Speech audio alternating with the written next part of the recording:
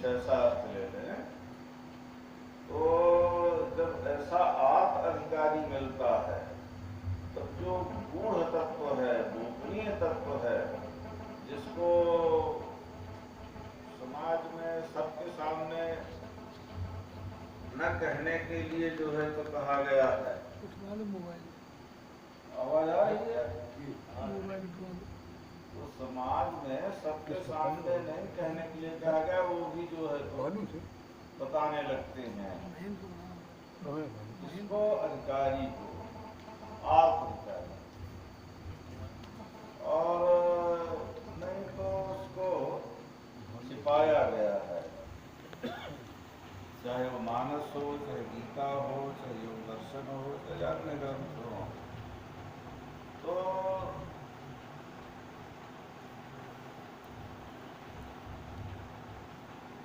अब ये देखना चाहिए कि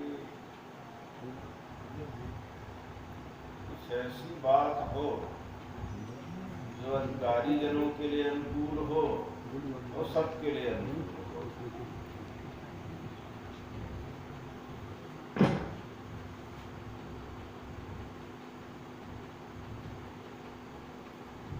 देखिए,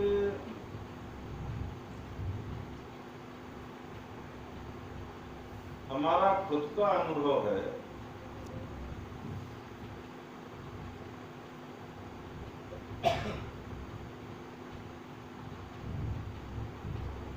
वर्ष की एज में कि आजकल व्यस्तता ज्यादा रहती है लोगों के अंदर। जो जिस काम में लगा है उसमें व्यस्त है दिन रात, समय नहीं मिल पाता है कि हम परमात्मा की प्राप्ति के लिए कुछ कर सकें। ऐसा एक एक्सपीरियंस है हमारा, जो हम लोग सोचते रहते, चिंतन करते रहते हैं कि समय मिल नहीं पाता है व्यस्तता के कारण। क्योंकि अब बताने के लिए तो इतने बड़े बड़े ग्रंथ बने हैं, कितनों बोला जा सकता है, कितनों बताया जा सकता है, लेकिन ठीक नहीं लगता है। बोलने बताने के बाद फिर ये महसूस होता है कि ये तो एक विद्वता जो है झाड़ना है, बताना है लोगों को कि हम इतना जानते समझते हैं, इतने ज्ञानी ध्यानी हैं, किंतु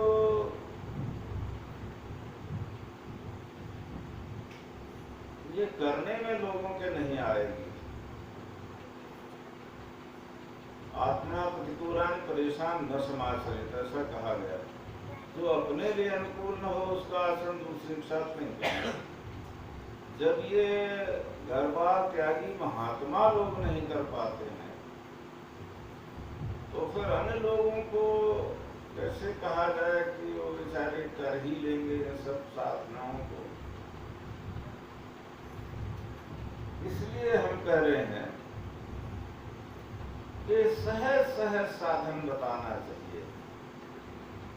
कलि विलोक जग हित हर गिरिजा, सावर मंत्र जाल तिन सिरजा, अनमिल आखर अर्थ न जापू, प्रगट प्रभाव महेश प्रतापू। तो स्वामी जी कहते हैं इस कलिकाल को आते देख करके संसार के हित के लिए भगवान शिव और पार्वती ने सावर मंत्र जाल का सृजन किया। अब क्या है सावर मंत्र? हो सकता है पंडित जन अपने ढंग से अर्थ ले, लेकिन महात्मा लोग उसका सही अर्थ लेते हैं। वो कैसा जो है सावर मंत्र है कि अनमिल आखर अर्थ न जापू। अक्षरों में तालमेल नहीं है उसमें, जैसे मंत्रों का रहता है तालमेल, ऐसे तालमेल नहीं है। अनमिल आखर अर्थ न, कोई उसका अर्थ करना चाहे तो अर्थ ही नहीं जो है तो हो पाएगा। कहा कुछ कहा गया है, अर्थ कुछ और है। अनमिल आखर अर्थ न जापू, जप भी नहीं हो सकता, क्योंकि मंत्रों का लोग जप करते रहते हैं, कह नहीं जप होगा उसका। लेकिन प्रकट प्रभाव महेश प्रतापू, भगवान शिव के कृपा से, प्रताप से उसका प्रत्यक्ष प्रभाव है। अब समझना ये है कि ये सावर मंत्र है क्या चीज। सावर मंत्र और कुछ नहीं। ये जो ग्रंथ है ना, ग्रंथ 3 अर्थों में लिखे जाते हैं। एक तो मनोरंजक अर्थ होता है, जैसे कथा कहानी आप लोग देखते सुनते होंगे। लाइट गई क्या? हाँ, देखते सुनते होंगे कथा कहानी में लोग कह रहे हैं, कहीं रामायण, कहीं श्रीमद् भागवत, कहीं और कोई ग्रंथ, पुराण वगैरह। तो ये मनोरंजक अर्थ है, जिसमें कथा कहानियां भरी रहती हैं, हर व्यक्ति सहजता समझ लेता है, अपना खुश होता है सुनकर के। लेकिन इससे असली कल्याण नहीं हो पाता है, ये तो मन का रंजन है, असली बात कुछ और है। अच्छा, दूसरा अर्थ होता है भयानक। भयानकता जो है तो बताई जाती है, ऐसा नहीं करोगे तो ऐसा होगा। जैसे रामायण में कहा गया कि परहित सच धर्म नहीं भाई, पर पीड़ा सब नहीं अदमाई, निर्णय सकल पुराण वेद कर कहूँ तात्जान उपयोग जनक, नर शरीर धर जे पर पीड़ा करें फसाने महाभव वीरा, करही मोह बस नरे नाना स्वार्थ परलोक नसाना, काल रूप जिनका हमें भाता, शुभ अशुभ कर्म फल जाता। लो भय दिखा दिया गया, अगर ऐसा नहीं करोगे, ऐसा करोगे तो काल रूप भगवान कहते हैं कि मैं बन जाता हूँ। या जो न तरई भव सागर नर समाज असपाय, शोक तंग मनोती आत्मा हन गति जाए। भय दिखाया गया कि अपनी आत्मा के हन करने वाले माने जाओगे।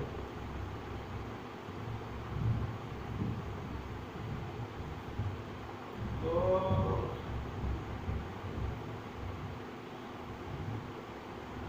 ये हुआ भयानक अर्थ। ऐसे बहुत सी जगहों में, ग्रंथों में भय दिखाया गया है, ऐसा नहीं करोगे तो ऐसा होगा, इस नरक में जाओगे, उस नरक में जाओगे, ऐसी ऐसी तमाम बातें।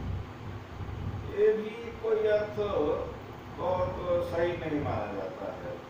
ये तो भय बस लोगों को धर्म में प्रवृत्त करने की कोशिश की गई है। जरूरी नहीं है कि जैसा लिखा गया है वैसा होता ही होगा, हो भी सकता है, क्योंकि अशुभ कर्म का तो फल आएगा ही। लेकिन कुछ यूं ही धर्म में दिखा दिया गया है, धर्म में प्रवृत्त करने के लिए। अब तीसरा अर्थ होता है यथार्थ, जैसा का तैसा। उसमें न तो मनोरंजकता लाई जाए, न भयानकता लाई जाए, ज्यों का त्यों बताया जाए, जैसा ग्रंथकार का आशय रहा हो, बस उस बात को पकड़ा जाए, समझा जाए और बताया जाए। उसमें भी बड़ी क्रूरता है, बड़ा क्लिष्ट पड़ जाता है, करने में भी दिक्कत होती है, जैसा हम लोगों का अनुभव है।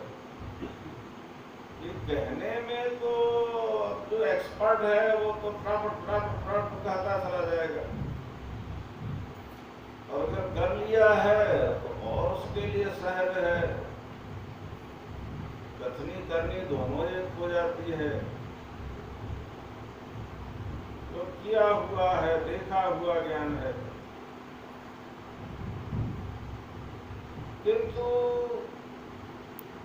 लोगों के लिए अनुकूल नहीं पड़ता है, जैसा हमारा ख्याल है। इन सब में भी नहीं पड़े रहना चाहिए महात्मा लोगों को, कि करने वालों को इतना क्लिष्ट जो है तो साधना बता दी जाए, तो कर ही नहीं सके व्यस्त जीवन में। इसलिए चिंतन करने पर ऐसा लगता है कि सहज साधन बताया जाए, हर देश काल परिस्थिति में हर व्यक्ति के लिए वो साधन अनुकूल पड़ जाए, लेकिन वो लाभप्रद ऐसा न हो कि उसका परिणाम भी जो है तो कुछ न मिले। परिणाम मिले लेकिन हो सहज। इसलिए हमने कहा था कीर्ति भक्ति भणित भूति भली सोई, सुरसन सब कर रहित होई। कीर्ति वही अच्छी है, भणित काव्य भी वही अच्छा है, विभूति भी वही अच्छी है, जो ऐसी हो जैसे सुरसरी होती है, सब का हित हो। ऐसा न हो किसी का हित हो किसी का ना हो। बच्चे कह बैठे अरे ये तो मुझसे हो नहीं सकता है, क्या ये सब जो है बाबा लोग बोलते रहते। तो सहज सहज साधन बताना चाहिए आजकल, और सहज ही बताया है। भगवान शिव और पार्वती की जो बात हमने की वो क्लिष्ट नहीं है, लेकिन वही है कि जो जिन कला कुशल ताकत में सुलभ सदा सुखकारी, जो जिस कला में कुशल है उसके लिए वो जो है तो सुलभ है, सदा सुखकारी है। कैसे सफली सन्मुख जल प्रवाह सुरसरी बहे गज भाई। मछली होती है सफली, तो वो धार के उल्टे ऐसे जो है चढ़ाई कर जाती है। और बहुत बड़ा हाथी होता है, वो कला नहीं जानता है तो प्रवाहित तो बह जाता है। तो ऐसे ही कहा गया है कि रघुपति भगत जगत कठिनाई। भगवान की भक्ति करने में बड़ी कठिन है। बहुत सुगम, कहने में तो सुगम है, थ्योरिटिकल नॉलेज है। केवल किसी को थ्योरी का ज्ञान हो जाए तो वही कहने में उसे सुगम हो जाए। प्रैक्टिकल वाले को तो बहुत सुगम होगा। तो कहत सुगम करनी अपार, कहने में सुगम है लेकिन करनी अपार करनी पड़ती है। अनेक जन्म संसिद्ध तो याद परांग, अनेक जन्म लग जाते हैं, ऐसा गीता कहते। इतने निराश होने की जरूरत नहीं है। पता नहीं कब किसका जन्म जो है ये अंतिम है, या एक आध को जन्म के हेर फेर में काम बन जाएगा, लेकिन कब से जीव चल रहा है इस मार्ग में, उसको देखते हुए ये कह दिया गया है कि अनेक जन्म संसिद्ध हो जाता है। तो कहत सुगम करनी अपार, अपार करनी पड़ती है। गोस्वामी जी का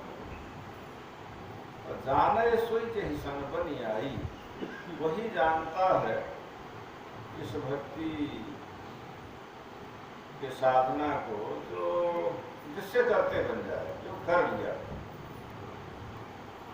तो फिर उदाहरण दे देते हैं यही सब, जो जिस कला में कुशल होगा उसके लिए सुलभ है, और नहीं तो दुर्लभ हो जाएगा, कठिन हो जाएगा। जो सरकरा मिले सुताम बलते नकूल के लगावे। शक्कर और रेत को मिला दीजिए, बल से चाहिए मैंने चाहें कि बिलगा लें तो बल से नहीं बिलगाया जा सकता है, चाह करके भी बल से नहीं बिलगाया जा सकता है। जो सरकरा मिले सिक्तामा बलते नकूल को लगावे, अतिरसज्ञ सूक्ष्म का गुण प्रयास ही पावे। लेकिन शक्कर के रस को समझने वाली जो पीलिका है, क्या कहते हैं उसको, चीटी, बिन प्रयास ही पावे, बिना प्रयास के वो उसको छोड़ लेती है, खा लेती है। चीटी होते भी रसज्ञ है, रस का ज्ञान है उसको। तो से और भी बातें कहते चले गए हैं, तो उससे मतलब नहीं है। हमारा मतलब ये है कि कला में कुशल हो तो उसके लिए तो सहज है, कठिन कुछ भी नहीं है। अब बताइए, हम लोग बाबा हैं, हम लोगों से कोई कहे कि ऑपरेशन करो, तो हम लोग ऑपरेशन कर पाएंगे क्या? आध्यात्मिक ऑपरेशन की बात अलग है, लेकिन शारीरिक नहीं। डॉक्टर साहब से कोई कह दे तत्काल ऑपरेशन कर देंगे। जो भी जिस कला में कुशल है तत्काल उसको कर दिखाएगा, ऐसे रहता है। तो हमारे कहने का मतलब ये है कि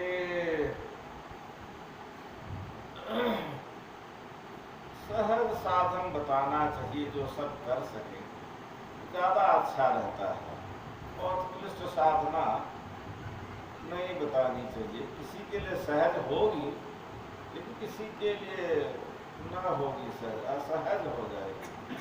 इसलिए हमारा ख्याल तो ये है कि आज के देश काल परिस्थिति में अधिकारी के लिए तो खैर ठीक है, सब बताना चाहिए, step by step, stage by stage उसको बढ़ाना है, बताना है, आगे ले जाना है, उसमें तो कोई कसर नहीं करनी चाहिए। महात्मा लोग कभी नहीं दोहराते हैं अधिकारी आपके सामने, वो बताते ही नहीं हैं, बढ़ाते भी हैं। इसको कैसे बताएं? हम लोगों की अंतर्दृष्टि देख देती है, देखो कैसे जीवन में कितना परिवर्तन आ गया। बार बार उदाहरण देना ठीक न हो, लेकिन आप लोग भी देखते होंगे कि कैसे हमारा जीवन पहले था, कितना परिवर्तन हो गया। सबकी बात है, ये एक की बात नहीं। तो केवल बताते ही नहीं, बताना तो सहज है, बढ़ाते हैं। वो स्वयं अपनी जो है पावर से, जिसको कहा गया है शक्तिपात, अपनी शक्ति दे दे करके ट्रांसफर ऑफ पावर से कह देते हैं, और बढ़ाते रहते हैं। एक बात का ख्याल रखते हैं कि जिसको बढ़ाना है, आगे ले जाना है, उसको पता न चले, थोड़ा गोपनीयता रखते हैं। उसका कारण है, मान लीजिए अधिकारी है तो उसके सामने तो कोई बात नहीं होगी, अधिकारी है थोड़ा कहाँ आने का डर रहता है, इसलिए पर्दा डाल देते हैं, उसको पता नहीं चलेगा, लेकिन वो करते रहेंगे अपना काम गोपनीय ढंग से। तो वो एक पावर होती है, उस पावर की बात होती है, तो उससे वो बढ़ाते भी रहते हैं। अगर सारा काम साधक में छोड़ दें तो बेचारा कर ही नहीं पाएगा, दिक्कत हो जाएगी इस व्यस्त जीवन में। इसलिए खुद स्वयं लगे रहते हैं पीछे। कोई भी ब्रह्ममुहूर्त ऐसा नहीं होगा। वैसे इन चीजों को बताना तो नहीं चाहिए, लेकिन निकल गई था। महात्मा जन हर भक्त के लिए कल्याण की प्रार्थना करते देखे जाते हैं। तो प्रार्थना तो करते ही हैं परमात्मा से, अपनी नैति से भी जो है तो इनडायरेक्ट, उनको पता नहीं चलेगा, और बढ़ाते हैं। और परिवर्तन जो है कि देखते जाते हैं। समय आने पर कभी कभी पता भी दे देते हैं कि हमें कितना परिवर्तन हो गया। ये जो ट्रांसफर ऑफ पावर की बात हमने कही, क्या कहते हैं उसको हिंदी में, शक्तिपात, इसका पता नहीं चलने देते हैं। समय आने पर कभी कभी जिसके ऊपर शक्तिपात हुआ है उसको भी जानकारी दे देते हैं, तो उन लोगों के ऊपर निर्भर है। तो हम ये कह रहे थे, बात बढ़ती जा रही है, कि सहज साधन हो, जिसको सब लोग सहजता से कर सकें, व्यस्त जीवन में भी कर सकें, ऐसा न हो कि न कर सकें। तो वो बात बता दी जाए, जब समय आएगा तब वो भी बता दी जाए, छिपाया कुछ न जाए, लेकिन पहले ना बताया जाए तो कोई मतलब की चीज़ नहीं। या ठीक है, बताना है तो बताया जा सकता है। कोर्स तो बहुत आगे गया है, लोग पहली कक्षा से लेकर के आगे तक जाते हैं, MA, MSc और क्या क्या ये सब डिग्रियाँ हैं, फिर डॉक्टरेट कर लेते हैं, PhD, ये सब विभिन्न क्षेत्रों में विभिन्न डिग्री। तो आगे तक ले जाना है, बात वहाँ तक की बता दी जाए जिससे पता रहे कि आगे गया है मामला, यही नहीं खत्म होगा। किंतु साधना में जोर देना चाहिए विशेष रूप से वहाँ की जहाँ लोग हैं, जिस स्तर पर हैं उस स्तर की साधना बतानी चाहिए। इसलिए हम थोड़ा उस विषय पर अब आ रहे हैं जो महापुरुषों ने प्रायः बताने की कोशिश की है सबको, चाहे वो गीता हो, चाहे मानस हो, चाहे वो कोई भी ग्रंथ हो। तो शुरुआत जो है यहाँ से करनी चाहिए।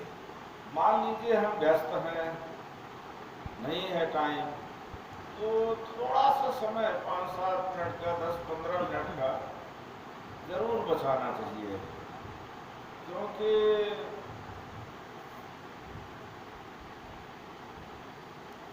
मानव जीवन जो है तो उसका उद्देश्य भगवत प्राप्ति है। केवल यहाँ के कामों में लगे रहना ठीक नहीं माना जाएगा।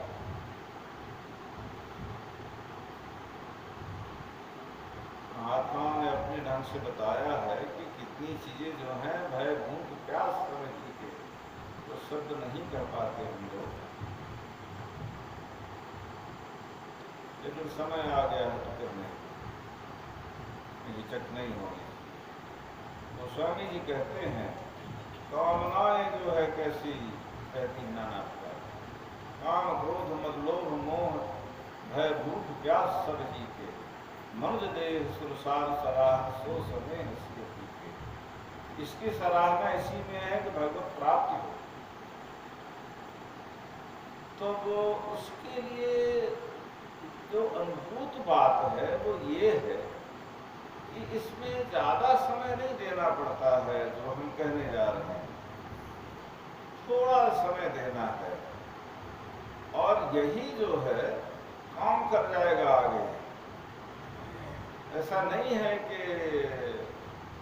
छोटा साधन है, सरल साधन है तो वो उपयोगी ही नहीं होगा, हमें आगे नहीं बढ़ाएगा, भगवान की तरफ नहीं ले जाएगा, भगवत कृपा को नहीं प्राप्त कराएगा, या संत महात्माओं की कृपा ही कहनी चाहिए नहीं हमें प्राप्त होगी, ऐसा नहीं होता है। तो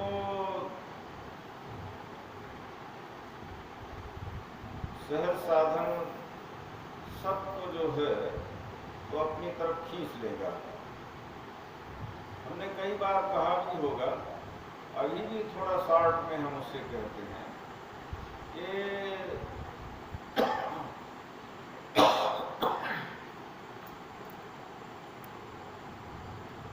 अंतर में बिखराव रहा करता है, क्या करे क्या न करे, किसको माने न माने, किसका भजन करे न करे, ये सब तमाम बातें लोगों के दिल दिमाग में भरी रहती हैं।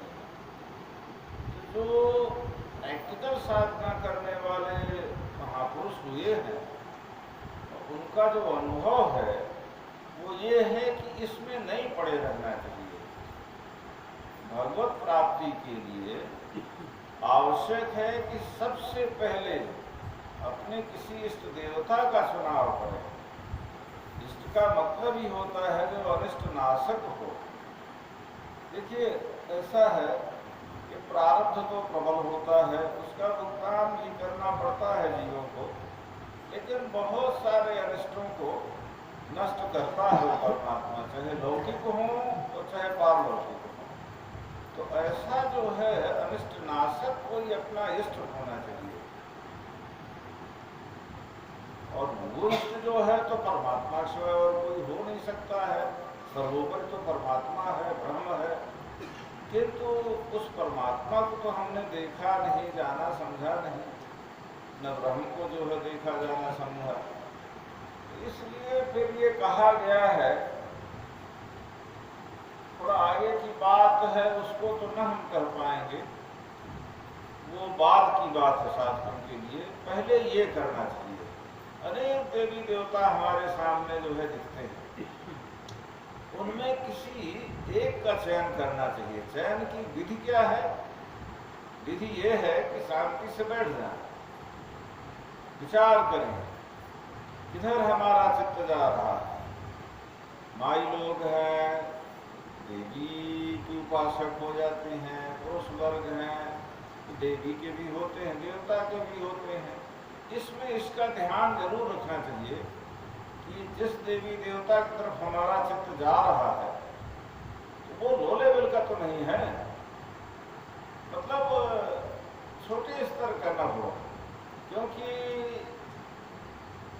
हाईएस्ट लेवल की चीज हमें पानी है। परमात्मा जो है हाईएस्ट लेवल की सत्ता है, वहां तक पहुंचाने वाला होना चाहिए वो देवता है, वो देवी। नहीं तो हमें अधूरी स्थिति में ही छोड़ देगी। इसलिए इसका ध्यान रखना चाहिए, सर्वोपरि वो तत्व है कि नहीं हमारा जो इष्ट है। बाकी किसी को भी बनाया जा सकता है, ऐसा कुछ नहीं है, क्योंकि फिर भी किसी के राम होते हैं इष्ट देवता, किसी के कृष्ण होते हैं, किसी के शिव होते हैं, किसी की दुर्गा जी होती हैं। ऐसे ये जो उच्च स्तरीय हैं उनमें से किसी एक को छांटना चाहिए और इससे नीचे नहीं उतरना चाहिए। नीचे उतरने में ठीक नहीं रहता है। देव तपीतर भुइयां भवानी यह मार्ग 84 चलन। बहुत देवता पितर इसमें नहीं पड़े रहना चाहिए। भुइयां भवानी का मतलब पार्वती से नहीं है, जो छुटपुट देवियां पूजी जाती हैं गाँवों में यहाँ वहाँ, उनसे मतलब है। ये तो 84 के मार्ग में ही जो है तो रखे रहेगी, आगे नहीं ले जा सके। उसके लिए उच्च स्तरीय कोई होना चाहिए देवी देवता। तो ये एक बड़ी सहज बात है कि हम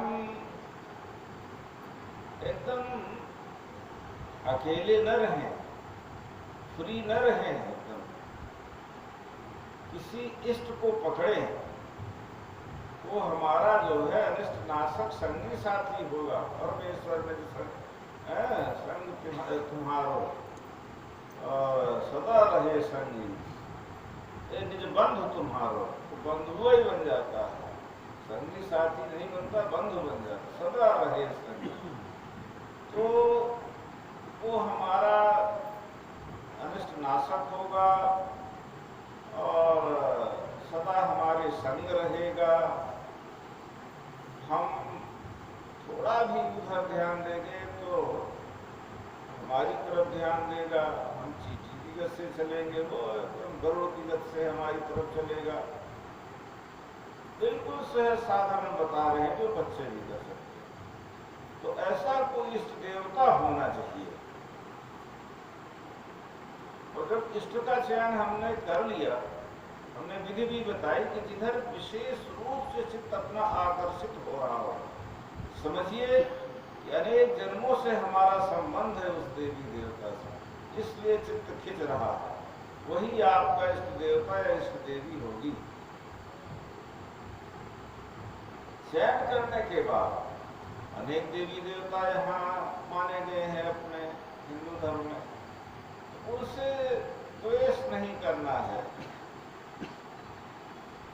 हम नहीं मानते हैं उनको, इसका मतलब नहीं कि हम द्वेष करते थे।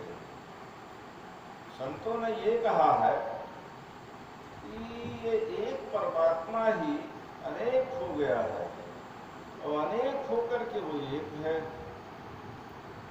जब जहाँ जैसे जरूरत पड़ी है तब तहाँ तैसे उसने अनेक रूप धारण कर लिए हैं। जब एक ही अनेक हुआ है तो हम किसी से क्यों द्वेष करें। तो ऐसे सब बातें समझनी है कि कैसे हम अनेकता को एकता में परिणत कर लें या एक को अनेक में देख लें, जिससे राग द्वेष न उत्पन्न होने पाए। तो ये भी सहज है, सब लोग कर सकते हैं। जिसको हम मानते हैं उसको माने, लेकिन किसी से घृणा न हो, द्वेष न हो। ये समझे अपने ही इष्ट देवता के विभिन्न रूप हैं, किंतु माने उसी को हम सर्वोपरि और उसी को लेकर फिर आगे करें साधन में। तो इष्ट का निर्धारण, उसके पश्चात विविधता जो रहती है उसको एकता में हम परिणत करें, विविधता को खत्म करें। जब एक ही अनेक हुआ है तो क्यों हम अनेक माने उस ईश्वर को, एक क्यों न माने। हमारा ही तो इष्ट देवता अनेक रूप धारण किया है। तो यथा अनेक वेश नृत्य नट सोई भाव दिखावे यापन हो, जिसो एक नट होता है, नाना प्रकार के वेश धारण करता है, वेश के अनुसार कार्य करता है। तो क्या नट अनेक हो जाता है? तो उसके वेश नकली अनेक है, कार्य जो होते हैं वो अनेक है, लेकिन नट एक है। सोई सोई भाव दिखावे आपन हो, वो एक होता है। तो ऐसे ईश्वर का मामला है। ऐसा संतों ने कहा है कि वो एक होते हुए अनेक हो गया है। सबकी रुचि एक जैसी तो है नहीं, भिन्न भिन्न रुचियों वाले साधक रहते हैं। तो सबकी रुचि के अनुकूल देवी देवता मिल जाए, इसलिए उसने अनेक रूप धारण कर लिया। ये उसकी कृपा है। तो इस कारण से एक को मानने के बाद फिर दूसरे से घृणा न होने पाए, ये वर्जित है। द्वेष न होने पाए, नहीं तो अपने ही इष्ट देवता से हम द्वेष कर रहे हैं ऐसा माना जा सकता है, माना ही जाएगा वो। तो इस विविधता को हम खत्म कर लें। अब जब चयन हमारा सही हो गया, अनेकता को हमने समाप्त कर लिया, तो अब हम क्या करें? इसके चयन करने के बाद फिर करना क्या है? करना ये है कि कहने में तो ऊंची साधनाएं सब बताई गई हैं, कैसे कहें, लेकिन उसको हम छोड़ रहे हैं, सहज साधन बता रहे हैं। इष्ट को अपनी तरफ खींचने का उपाय करना है। उसे कहा तो गया यह है कि नाम और रूपी रस्सी से उसे खींचना पड़ता है। हम जब बताने लगेंगे, ध्यान बताने लगेंगे, और भी बातें बताने लगेंगे, बात बहुत बढ़ जाएगी। इसलिए उस पर नहीं जाना है। सभी थोड़ा बहुत सब समझते हैं, बहुत से ग्रंथ बन गए हैं, कई बार बताए भी हैं, लेकिन हम एक सहज साधन बता रहे हैं जो अनुकूल पड़े सबके। तो उस इष्ट को कैसे खींचना अपनी तरफ? खींचना ऐसे है कि हम उसकी याद करें। जब हम उसकी याद करेंगे तो वो हमारी याद करेगा। ऐसा नियम है। ये था राम प्रबंधनते तान सदी भजा में हम गीता कहती है, जो मुझको जैसे भजता मैं भी उसको वैसे भजता। इसका मतलब और कोई बात से मतलब नहीं है कि किस स्तर की साधना से वो हमें पकड़ रहा है, उसी स्तर से मैं भी जो है तो उससे मिलता हूँ। ये मतलब है। ये था नाम प्रबद्धनते तांस्थल भजाना। इसका कोई और अर्थ नहीं ले लेना चाहिए। और फिर सभी अर्थ हैं, ठीक है, ऐसा कुछ नहीं है। भाव जिस स्तर का होगा उस स्तर से भगवान उसके बस में होते चले जाते हैं। ये भी ठीक है, किंतु कोई फालतू अर्थ नहीं ले लेना चाहिए इसका कि महात्मा लोग कोई संसारी वस्तु विचार करने लगते हैं और ऐसी बातें बताते हैं, ऐसा मतलब नहीं है। संसारी वस्तु भी हो तो भाव हो उसमें सना हुआ, तो वो भी उसी अर्थ में आ जाएगी यथाशक्ति। तो हम ये कहने जा रहे थे कि इस देवता को अपनी तरफ खींचने का उपाय है प्रार्थना, प्रेयर, या उसको और सहज करें तो सुमिरन चिंतन इसको ध्यान में न ले जाए। तो थोड़ा सा समय बचा करके शाम को या सुबह या दोनों टाइम, जैसा जिसके पास समय हो, सुबह समय है तो सुबह, शाम के समय है तो शाम को, और सुबह शाम दोनों टाइम है तो दोनों टाइम। ये प्रार्थना उपनिषदों में आई है, तो संस्कृत में हम हिंदी में परिणत किए गए हैं इसको। महात्मा जब इसको प्राय बताया करते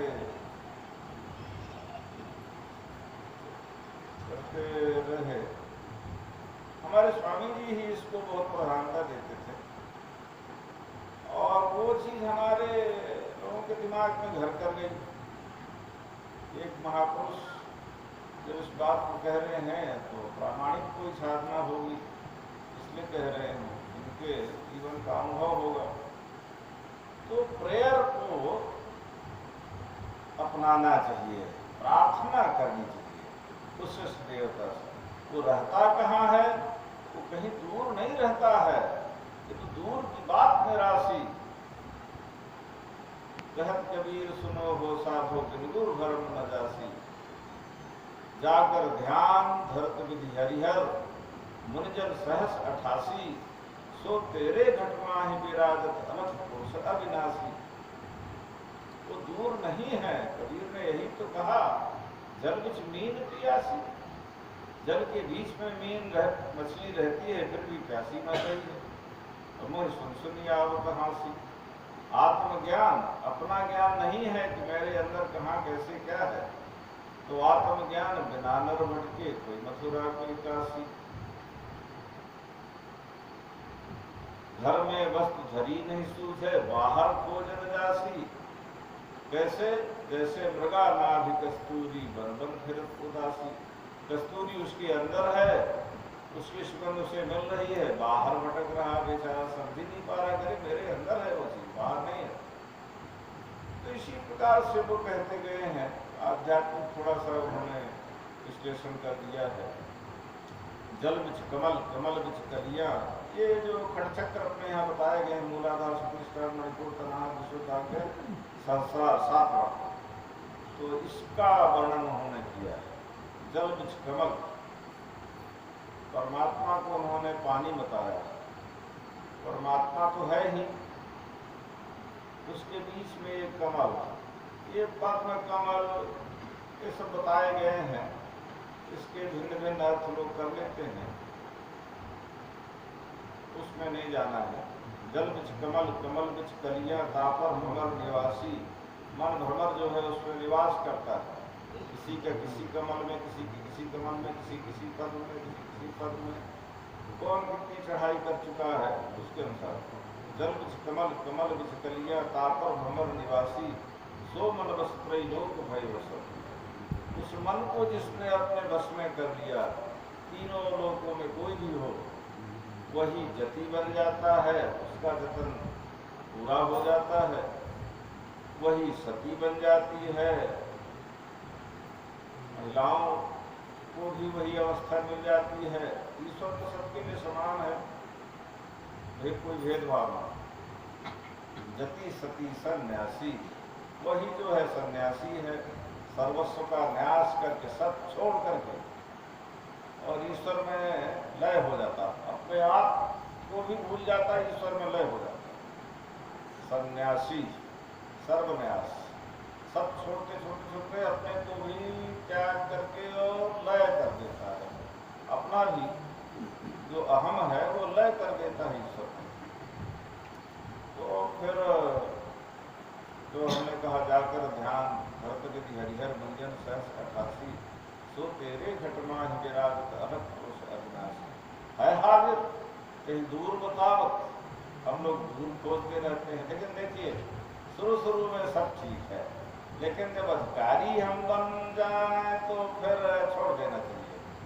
घूमना है, ठीक है, घूमने के लिए जाना आना अच्छी बात है, लेकिन ईश्वर बाहर और कहीं न खोज के पहले अंतर में खोजा जाए तो ज़्यादा अच्छा लगता है। तो बाहर भी, लेकिन ज्ञानियों के लिए है।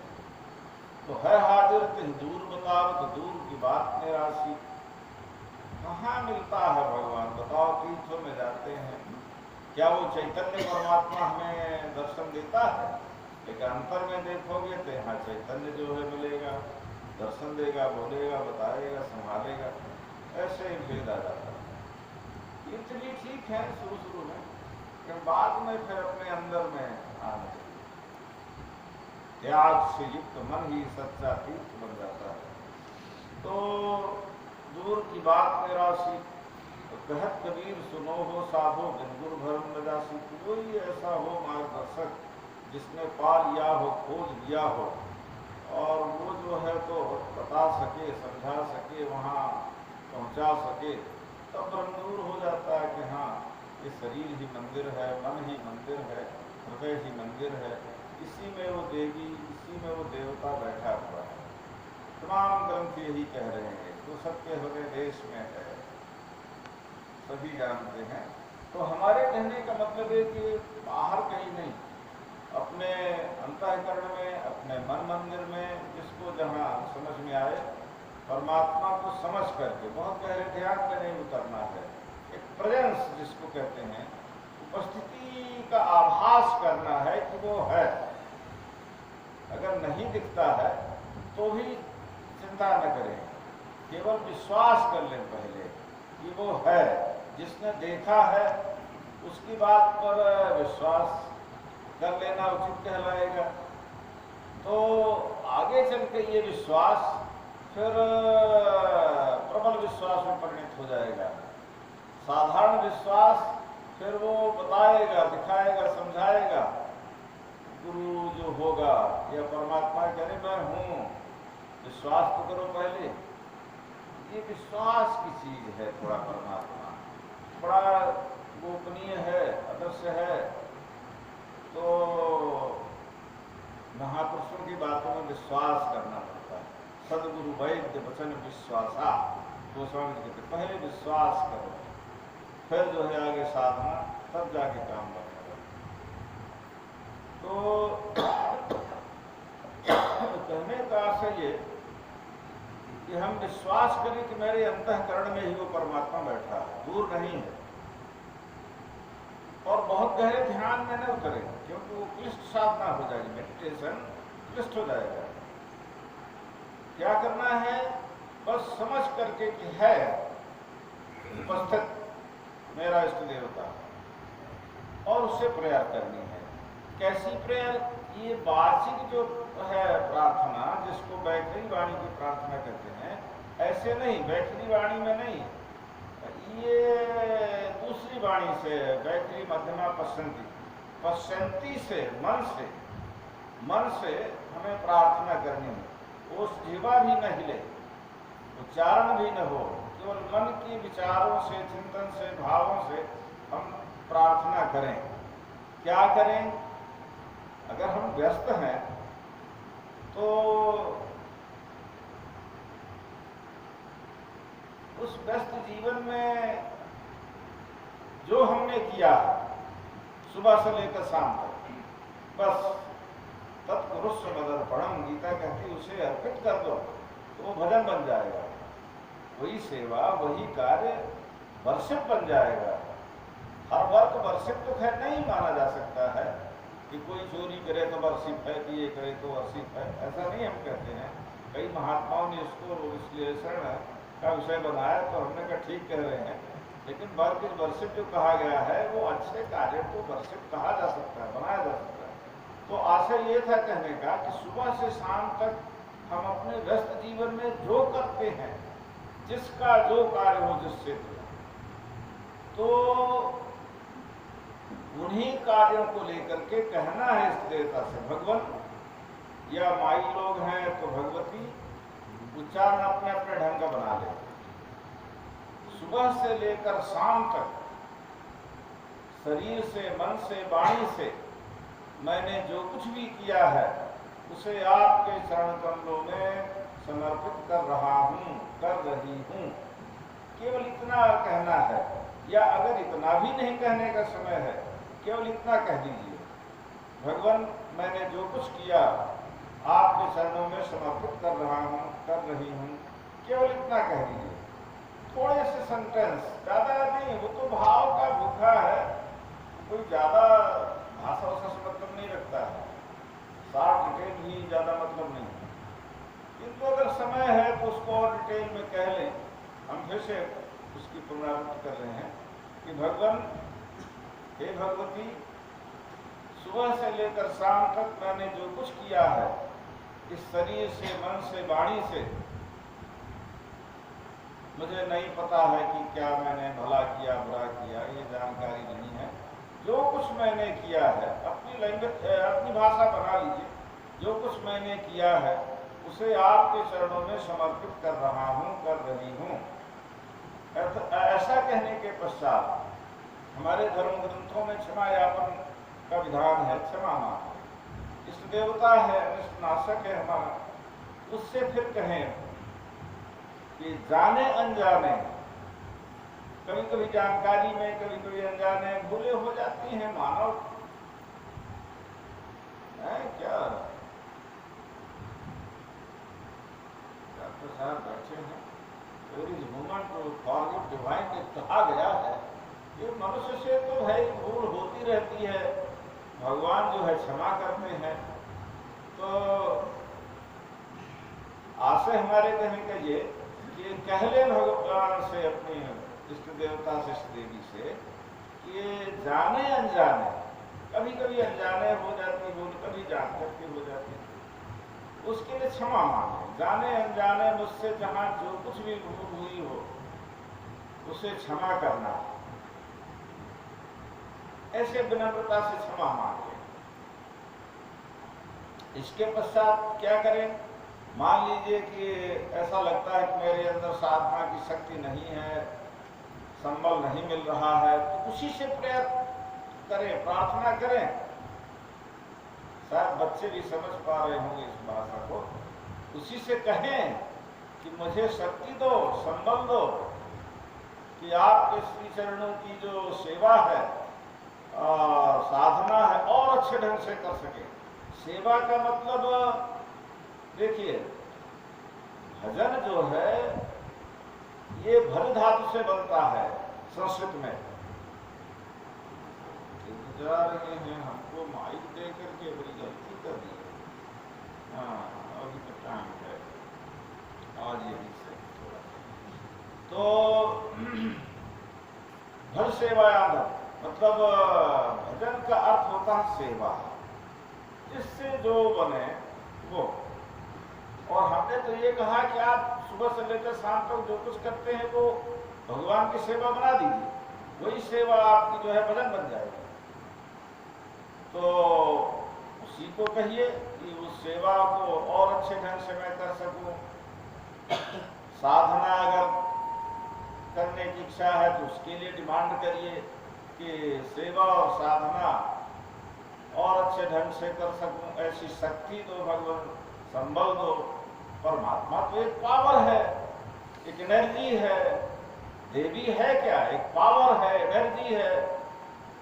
वो शक्ति जो है धर है, शक्ति संपन्ना है, वो मांगने पर शक्ति देगी। डिमांड करेंगे सप्लाई होने लगेगी। हम अगर मांगेंगे तो फट सप्लाई करने लगती है, वो करने लगेगा परमात्मा। ऐसा हम लोगों का अनुभव है, इसलिए बोल रहे हैं। ये कोई थ्योरी नहीं है, पोथी पढ़ने का ज्ञान नहीं, ये तो बहुत लिखा पढ़ा है, बोलते रहते हैं लोग। तो उससे मांगिए कि मुझे शक्ति दो, संबल दो,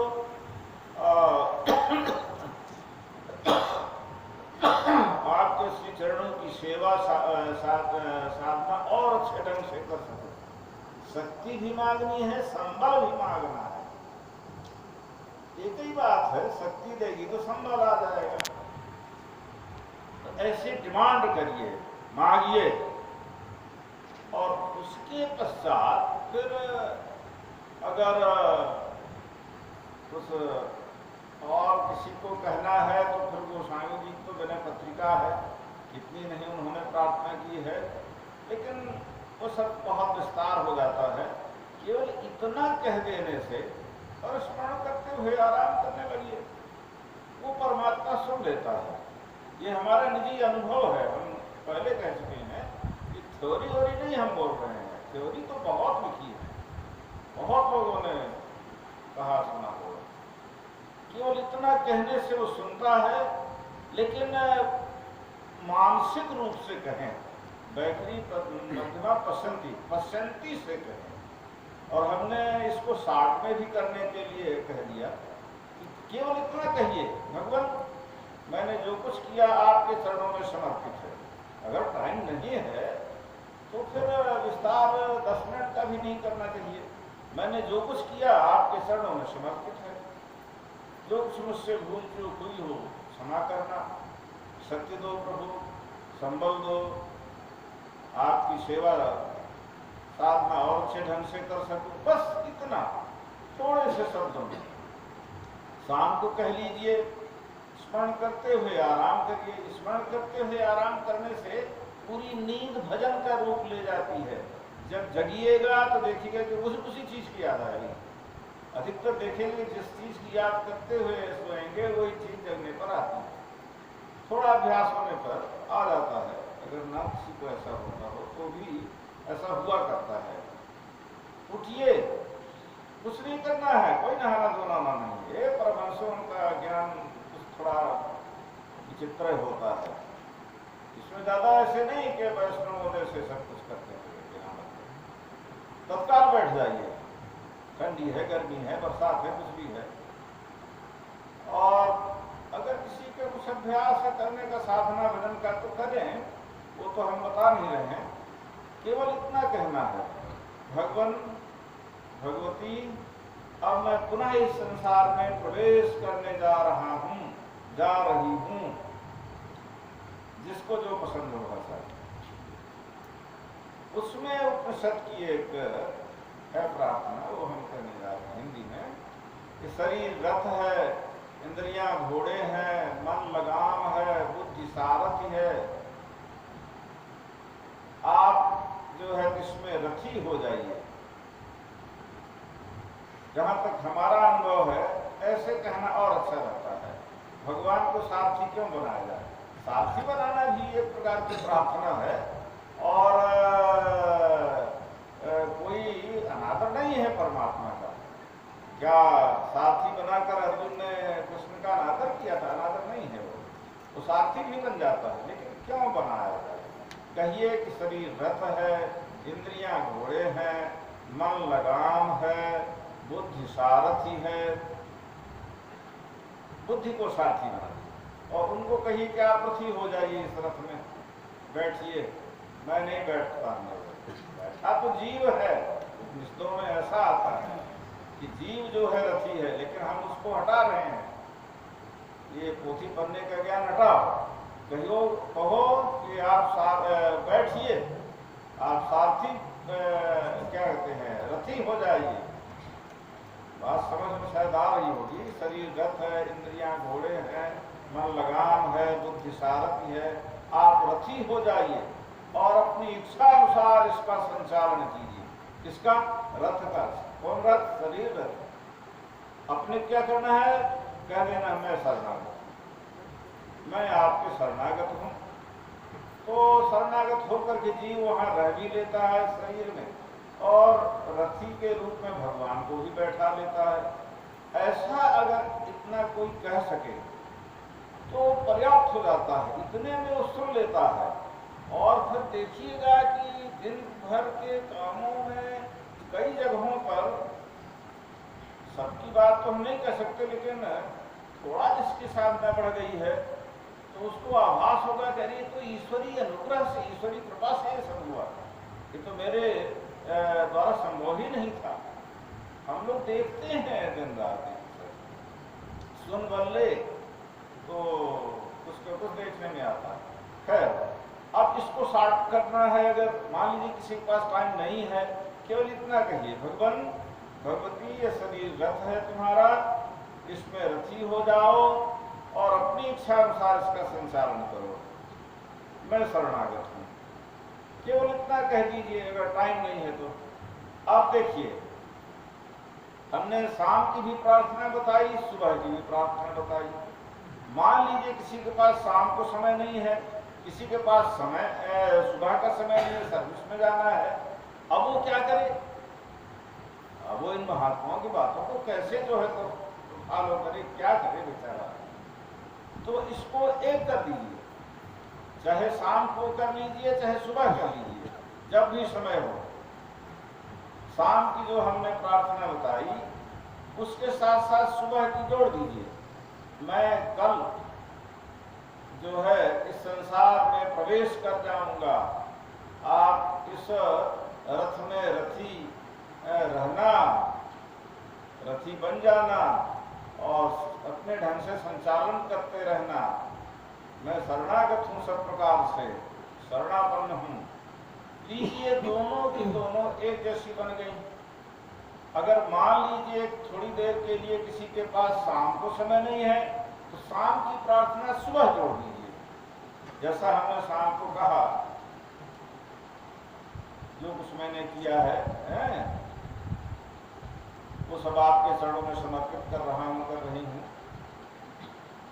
जो भूल चूक हुई हो क्षमा करें, शक्ति संबल दें साधना और सेवा के लिए। ये सुबह कह लीजिए, क्योंकि शाम को हम भूल चुके हैं, इसमें हम उपस्थित हो गए शाम को। तो अपने इस देवता के यहाँ प्रेजेंट रहना, हमारे स्वामी जी कहा करते थे कि प्रेजेंट रहना चाहिए। जो प्रेजेंट है वो उसको इस देवता की नजरों से उधर नहीं होता है। क्या है, अनुपस्थित नहीं होना चाहिए। तो सुबह ये प्रार्थना करके और इसको जोड़ दीजिए कि अब मैं पुनः इस संसार में प्रवेश करने जा रहा हूँ। शरीर रथ इंद्रिया घोड़े मन लगाम बुद्धि सार, आप इसमें रथी होइए, अपनी इच्छा अनुसार इसका संचालन कीजिए। मैं शरणागत। नहीं आता है इतना कह दीजिए, शरीर रथ है, इसमें आप रथी हो जाइए और मैं शरणागत हूँ, अपनी इच्छा अनुसार इसका संचालन कीजिए। इतना जरूर समय निकालें। ये इतनी छोटी प्रार्थना है जो अभ्यस्त लोग होते हैं उनके लिए हमारे समझ से 2 मिनट 5 मिनट भी बहुत हो जाता है। क्योंकि जिसका विश्वास दृढ़ हो गया है कि अंतःकरण में वो परमात्मा, वो हमारा इष्ट देवता बैठा है, अविचल विश्वास हो गया है, दृढ़ अडिग, वो तो विश्वास पूर्वक उन शब्दों को वहां तक भेजेगा और वो सुन ली जाएगी। यही एक परेशानी है कि उसको ये न समझे कि दूर है, बहुत पास है, हमारे अंग प्रत्यंग जितने पास नहीं है, इससे पास वो परमात्मा है, वो इष्ट देवता है या गुरु है। लेकिन अभी गुरु की बात नहीं करेंगे, थोड़ा आगे चलने पर गुरु ध्यान चिंतन की बात बताई जाती है। पहले गुरु में मानव भावना आ जाती, इसलिए थोड़ा रोक लगाई गई है। इसलिए आगे चल के बताया जाता है कि गुरु शरीर का मंदिर हो जाता है, गुरु शरीर जो है तो मंदिर हो जाता है भगवान का। मंदिर को पकड़े कि भगवान पकड़ में आए, इसलिए वो आगे बताया जाता है। लेकिन पहले जिसका जो देवता है वही ठीक है, अभी इतना ही समझे। तो इन दोनों प्रार्थनाओं को डिटेल में भी कर सकते हैं, शॉर्ट में भी कर सकते हैं, सुबह भी कर सकते हैं, शाम को भी कर सकते हैं, छोटे बच्चे भी कर सकते हैं, सब लोग कर सकते हैं। अगर इतना हम करते हैं, न हम जप करें, न हम गहरे ध्यान में जाएं, तो भी वो सुनता है। और प्रार्थना एक ऐसी चीज है कि जब हम करेंगे और वो सुनेगा तो फिर हमें शक्ति देगा, संबल देगा। हम जब उसके तरीके होते हैं, हम ध्यान करने के भी जो है तो देखेंगे कि शक्ति आई अपने अंदर। ऐसा होता है ना कि जब में मन नहीं लग रहा, ध्यान में मन नहीं लग रहा, तो हम मांग तो रहे हैं, डिमांड तो कर रहे हैं, शक्ति दें, संबल दें, वो देगा। हाँ, जिसके ऊपर बहुत से लोगों की जिम्मेवारी होती है उसमें थोड़ा देर करता है। इसलिए देर करता है कि अगर ये चीजें जल्दी दे दी जाएंगी, ऐसा कर दिया जाएगा, तो फिर मन नहीं लगता है। मन की कुछ ऐसी स्थिति होती है कि इधर खींचेगा तो फिर ये सब भूल भाल जाएगा जो कुछ भी है, जिम्मेवारी। इसलिए थोड़ा देरी होती है। नहीं तो समर्थ है, तत्काल कर सकता है, जब की शक्ति दे देगा, ध्यान की शक्ति दे देगा। जब ध्यान जो है तो के साथ साथ वो अंदर में बैठ जाएगा, आपको बताएगा जागृत में, स्वप्न में, सुषुप्ति में, तुरीयावस्था में, आकाशवाणियों के माध्यम से। अब हम देखिए डिटेल करने जा रहे हैं, इस पर नहीं जाना है। हमारे कहने का आशय ये है कि ये बोलना बताना शुरू कर देगा। अभी तो ऐसा लगता है अंधेरा छाया है, पता नहीं है भी कि नहीं। वो फिर सब बता करके और विश्वास को दृढ़ कर लेगा कि हम हैं।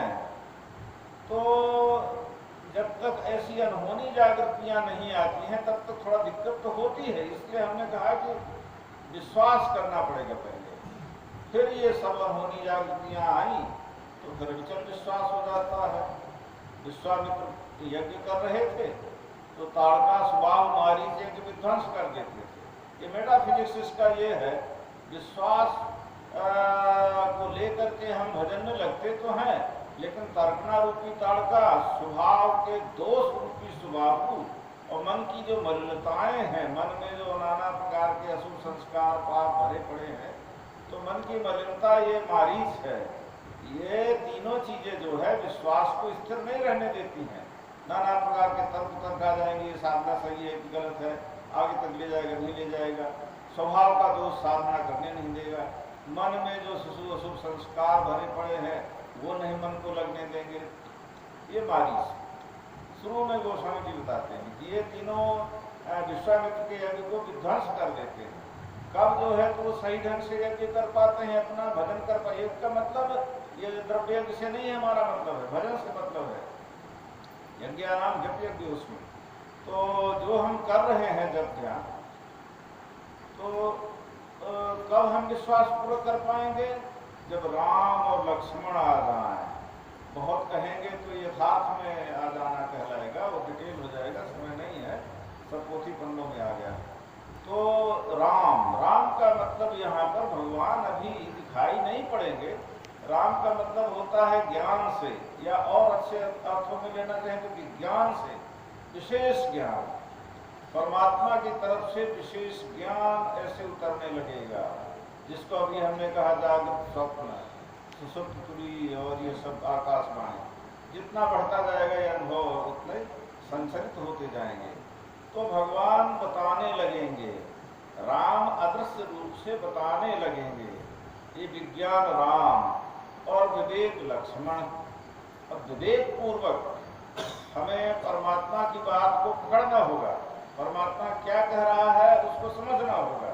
ये है हमारा विवेक। निर विवेक का मतलब ये कि जो परमात्मा कह रहा है उसको सही मानना है, बाकी हटा देना है। तो राम और लक्ष्मण जब आ जाएंगे विवेक पूर्वक, सही ढंग से जब हम भगवान की बात को पकड़ने लगेंगे, तब फिर हमारा यजन चलने लगेगा। भगवान तर्कनाओं को भी समाप्त कर देते हैं अनुभवों के माध्यम से। स्वप्नावस्था में ऐसे ऐसे अनुभव होने लगते हैं, तर्कनाएं पता नहीं कहाँ गायब हो जाती हैं। जागृत में भी अंग स्पंदन से जो है तर्कनाओं खत्म किया जाता है। बाकी और ध्यान और समाधि की तो बात छोड़ो, आगे की बात है। आकाश पानी चलने वाले लोगों के लिए सब, या जो बढ़ रहा है साधक उसके लिए। तो हमारे कहने का मतलब ये है कि अनुभव वो राम कह दिया जाता है, विज्ञान को राम कह दिया जाता है। तो विज्ञान के द्वारा, अनुभव के द्वारा साधक तर्कनाओं को समाप्त कर लेता है, ताड़का मारी जाती है। स्वभाव का दोष भी भगवान दूर करते हैं। ऐसा नहीं है कि ईश्वर और कुछ करता नहीं है, वो स्वभाव बदलता जाएगा। माइक स्वभाव ईश्वरी स्वभाव बदलने लगे धीरे धीरे। राम ने मारा ना ताड़का स्वभाव को, तो स्वभाव के जो दोष हैं उनसे मतलब है। और एक मन की मलिनता, संस्कारों को भी वही दग्ध करता है, ये उसकी कृपा है।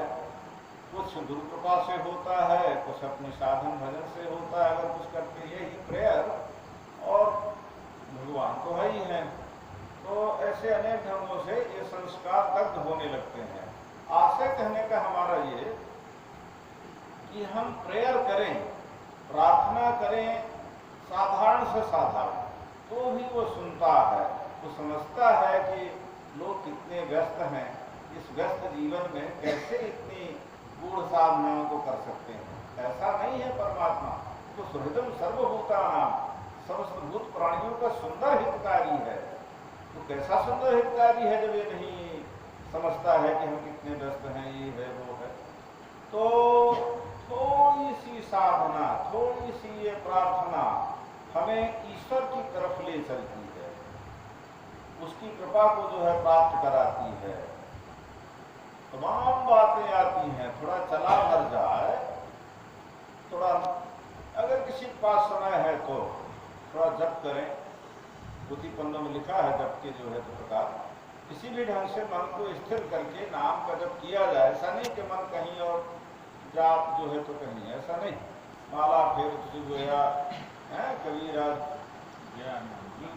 जो है तो बोल रहे थे, इसमें आज कहाँ, और गया न मन का फिर, और कर का मन का डाल के मन का फिर के, भाई ये ठीक नहीं। मन से मतलब है, असल में सबसे अच्छी माला तो श्वास की है। इसको कहते हैं कि अजपा जाप, तो इसमें नहीं जाना है। तो जबकि विविध प्रकार बताए गए हैं, और भी प्रकार लोगों ने बताए हैं, मन को स्थिर करने के सब तरीके हैं। मकसद है मन को समझाना, किसी भी ढंग का हम जाप करें हमारा मन स्थिर हो, बस इतना मतलब है। और अब रही ध्यान की बात, तो वो थोड़ा क्लिष्ट है, धीरे धीरे आता है मेडिटेशन, क्योंकि मन को केंद्रित करना है। एक बैग कोई भी ड्राइवर होता है, मान लीजिए कोई ट्रेन है, एक बैग नहीं रोकता है, एक्सीडेंट होने डर रहता है, धीरे धीरे गति कम करता है, फिर रोक देता है क्या स्टेशन में जाकर। तो आशय कहने का ये कि पहले जब, फिर जा करके थोड़ा अभ्यास ध्यान का, फिर जैसा जो भी हो। लेकिन ये सब बातें कहना सरल है, करना कठिन हो जाता है, समय नहीं मिलता है। इसलिए हमने ये सब बातों को छोड़ दिया। ये तो जो ऐसे समझदार लोग हैं जिनके पास समय है, कर रहे हैं, वो सब प्रशंसनीय हैं और वो सब जानते हैं, थ्योरी के रूप में भी और प्रैक्टिकल भी कर रहे होंगे। उसमें नहीं जाना है, केवल व्यस्त जीवन में कितना हम कर सकते हैं, बस उसकी तरफ ध्यान केंद्रित करना है। वो इतना होना चाहिए, प्रार्थना जिसे कहते हैं। अगर हम प्रार्थना करते हैं तो देखेंगे कि इतने से ही जो है तो बहुत काम ठीक हुआ, भगवान खिंचे। हम लोगों का तो अनुभव ये है कि ये प्रार्थना जो है कि इन अनुभवों को जागृत कर देती है। हाँ, कोई समझ गुरु तो होना चाहिए इसके लिए, ऐसा नहीं है कोई ऐसा किसी का नादा नहीं है भाई।